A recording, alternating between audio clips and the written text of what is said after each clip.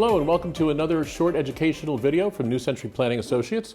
My name is Bob Ryerson. I'm the president of New Century, and I'm pleased to have my longtime partner Lou Torrero, who's a CPA among other designations. Thank you, Bob. With me here today. Lou, we're covering a really important foundational subject today, which is retirement planning and the 5 pillars of retirement planning. The 5 pillars. You know, Lou, when we teach our classes at the colleges on retirement planning or we do dinner presentations, we always start out with the mountain. Yes, because there are a lot of important things when the person is heading down the retirement mountain. So we liken the whole process of retirement to climbing a mountain. We're not suggesting that getting up the mountain is easy. It's just more straightforward. For most people, if they're able to keep their head down and put aside money and stay at it for 30 or 40 years, they might be surprised at what they accumulate. And at some point, whether they rip the rug out from under you and say goodbye or you planned it for a long time, at some point, not to say you can't still grow, but at some point you reach the peak of the accumulation phase, and then it's what's called a distribution phase. And getting down the mountain, Louis, doesn't look that easy. No. In fact, we strongly suggest that they have a Sherpa. A Sherpa guide to get them down the mountain, because there's loose gravel and crags and peaks and stuff. Can you explain some of the loose gravel and some of the pitfalls associated with going down the mountain? Yeah, the big one, as you can see there, is longevity. When they do all the surveys, Louis, the longevity, outliving their money or their income, is always the number one concern, even with people we see who have a lot of money. No matter whether they have 500,000 or $1 million or 5 million, they are always concerned that they don't have enough money. The studies show around 15 million, they stop worrying about it, but most of our clients don't have 15 million. So longevity is a big concern, and frankly, the longer you live, if you think about it, the more likely you are to run into these other loose gravels and crags and peaks.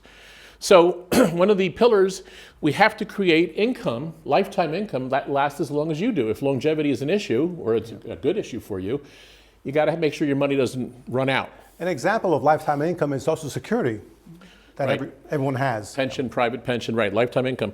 Taxes, I know you're going to talk about this. A lot of people underestimate the impact of taxes in retirement. We'll get to that. Inflation is a concern. The need to protect capital. What did you accumulate all this money for 30 or 40 years for? To not blow it, to retire, to be comfortable, maybe to leave a legacy, right? So protecting capital from you know what? There are occasionally bad cycles, a crash or a prolonged period of underperformance. So we've got to protect some chunk of that capital because we might need it for... In fact, we're students of history and we have seen that there are cycles, business cycles, market cycles along the way. And some of them can be long. We're going to get to that. Good point. Another one that's a tough one to handle before we leave a legacy. You know, you got to get through all these things before we leave a legacy. Long-term care is a big issue. So we're going to discuss all these, and that's why we look at the 5 main concerns that we try to address for people, or what we call the 5 pillars. Insulate or try to take some steps against tax increases that might be coming down the road. Try to improve your tax situation, the need to create some lifetime income streams, the need to address long-term care. You can't leave that unaddressed. You may want to, not a fun subject. The need to protect at least some chunk of capital, and unfortunately, more recently, the need to counter the impact of inflation. And when we meet with clients and others in our conference room, they believe they have a retirement plan. They believe that they have covered important areas, but we see that time and time again that no, their retirement plan is very, very weak, or maybe they don't even have a retirement plan. Or they have a good plan, but they're lacking 1 or 2 pillars. So let's talk about, so the first pillar is trying to understand your tax situation. And I just mentioned before, a lot of people we know underestimate the impact that taxes are going to have in their retirement. So one of the first things that we need people to understand, particularly if they can look at this a few years before retirement, is that the government looks at our money in terms of how it's taxed. There's 3 different ways it's taxed, 3 buckets of money, if you will. One is taxable every year. Correct. This may be, for example, brokerage accounts, bank accounts, and so on, where you get a 1099 every year and you have to pay tax on that money every Rental year. income, something that's taxable every year. Tax deferred is just what you think. This is your 401ks, 403bs, simple SEP, IRAs, deferred. Right. And this could be a long time. This could be, God willing, 30 or 40 years. The money is taxed, the earnings and the growth is taxed, but later it's deferred. Postponed. Postponed, yes, to and a future time period. And then the best bucket, if you can get there, and we're going to talk about this, is the tax-free bucket. Not a lot of people have a lot of money here. In fact, to be honest with you, the whole country has been trained and incentivized to save money here. And that's okay. But if you're very successful, ironically, you can have a nice problem, but you have a problem here. Right, right. Bob, we see a green arrow here and another one here at the bottom. What do those mean? All right, so we talk about the first pillar, trying to improve your future tax outlook. So the green, this is a little controversial because we're going to tell you that accumulating, look, if you've been told just defer, accumulate, max out, there's implications. This money is all taxable. If you can have the foresight and maybe swallow hard a little bit and contribute money to a Roth 401k instead of a traditional 401k, yes, it's painful because you're paying tax now, but you'll be happy later. So the top arrow, Louis, is putting money into a Roth 401k, a Roth IRA. What's this bottom arrow? Well, the bottom arrow is interesting. That means taking money that is in your tax-deferred accounts, okay, and doing a Roth conversion, which means essentially taking money out of this bucket and putting it into the third bucket. And the reason why that's valuable over time, you don't want to be too painful tax-wise, when you do this, when you take money from bucket 2 and convert it to bucket 3, it's a taxable event. So you like to say it's a year-to-year. Yes, it's a year-by-year analysis, yeah. Take a look in the fall, how you looking this year? I had an off year. Oh, okay, we'll move more money. I had a big year, not this year.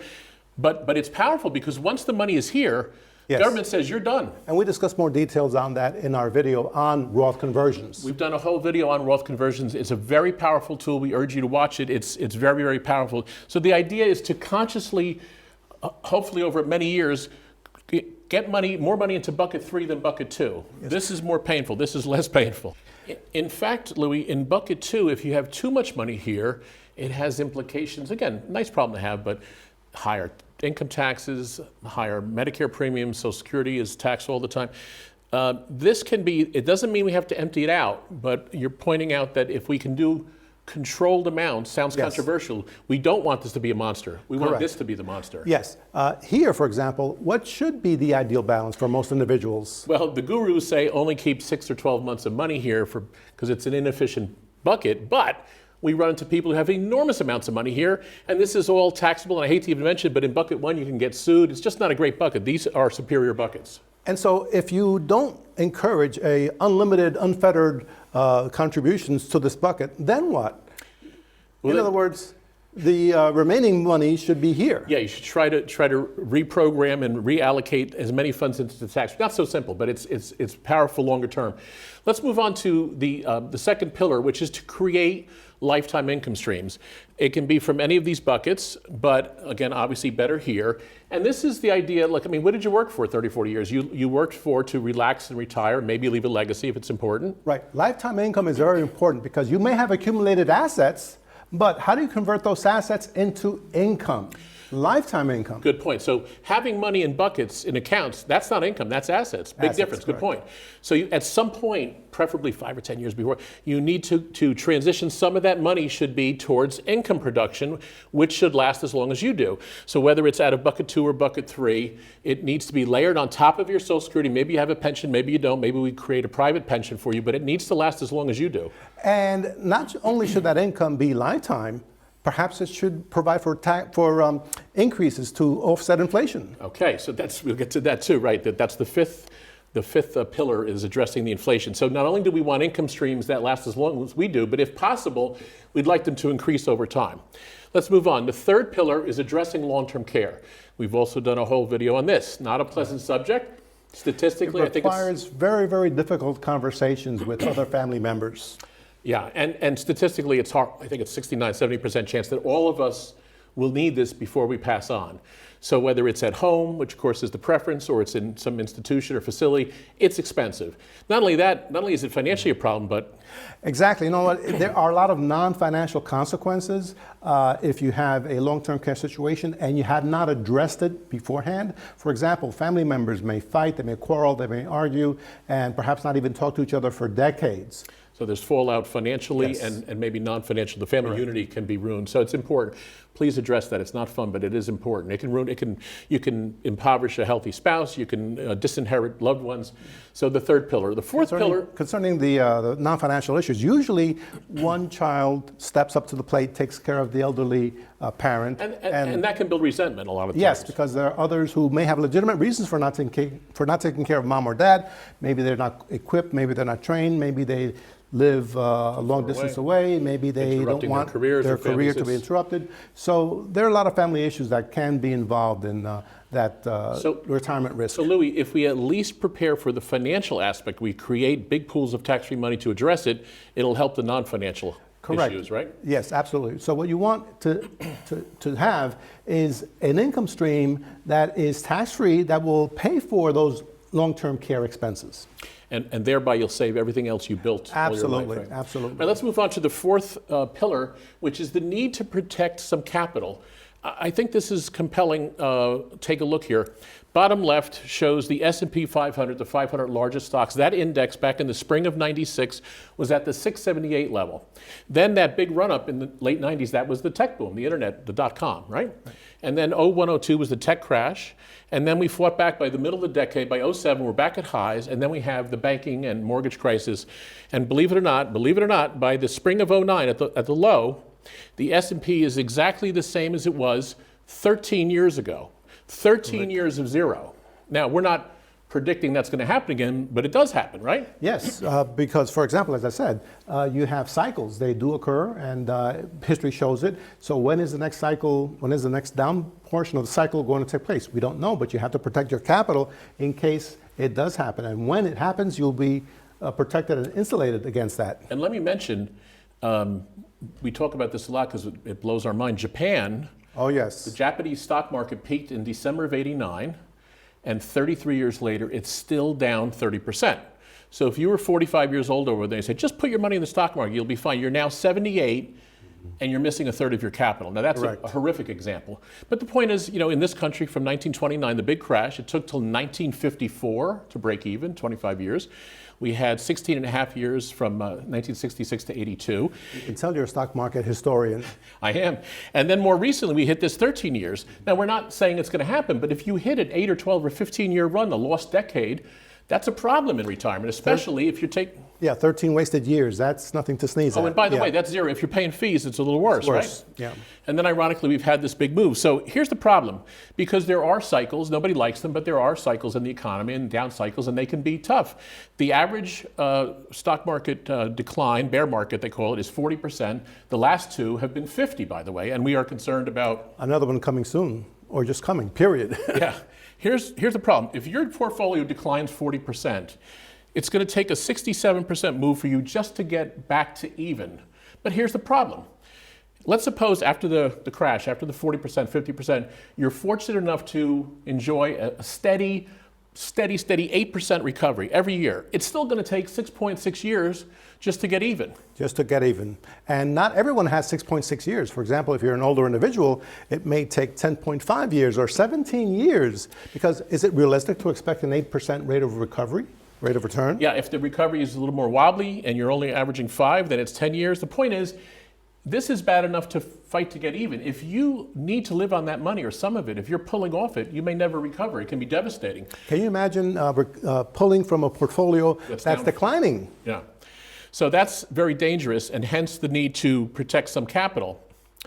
So, Lou, wouldn't you say, with reluctance I say this, a large percentage, the majority of the people who come see us, even in their 60s and 70s, are doing this. And what I'm saying to the pie chart on the left, the red means they're at risk in the markets, and the green is a little cash buffer. Right. They don't take into consideration the concept of capital protection, and in terms of diversification, they believe they're diversified. And also what they will tell us is that stock ABC or DEF has been very, very good to my family, and it'll continue to be good. And the markets are the best over time, which we won't argue with, but if we hit a 8 or 10 or 12 year period where that's not so good, so the idea being in retirement you should, unless you have 10 or 15 million, adopt a little different mindset. And for most people, and we just chose, it looks like about 60%, some chunk, 50, 60, 70, some chunk of money should be, the green implies safe and producing income, guaranteed principal. Some growth, right? You're always too young to not have any growth. You want some pure growth. What have we added here? That means that you're willing to take some risk, or the retiree is willing to take some risk in red. Okay. What's the yellow? And the yellow is inflation hedges. So it implies a gold. It's Oh, got a gold yes. tie. We think that we should get some money out of the dollar to hedge against inflation and a cash buffer. So this Oh, by the pie way, chart- Bob, pardon. I noticed that your tie represents an inflation hedge also, correct? Our favorite, silver. But anyway, yes. So the idea here is that this pie chart on the right, for most people, is a lot more sensible than having all your money at risk. And we're not trying to be impolite here, but the idea that hoping that the markets treat you well throughout your retirement, that's not really a strategy. It's not a good plan. So we mentioned the fourth pillar is protecting some capital. And then the fifth one, which we do also a whole video on, is countering the impact on inflation. You know, Lou, we had a really nice run here, decades where inflation was not an issue. Yes, but now we see inflation rates that we have not seen in 40 years. 42 years. So we have to build in some inflation hedges, some guaranteed income boosts in the future. We need to get some money out of the dollar and into items that will preserve our capital. So it's not complete, but if you address, our feeling strongly is if you address these 5 pillars, you are on your way to a successful retirement. Yes, and remember, if you feel that you're insecure about whether these pillars are there in your retirement plan or addressed in your retirement plan, please come and see us. Yeah, let us know. These all have to be addressed, really. There's a couple more estate planning stuff we didn't get to, identity theft, but these 5 are the main ones. If you get these right, you're in good shape. So if you have any more questions, please give us a call. We have a lot of information on the website as well. Thank you, Louis. Thank you, Bob. Thank you.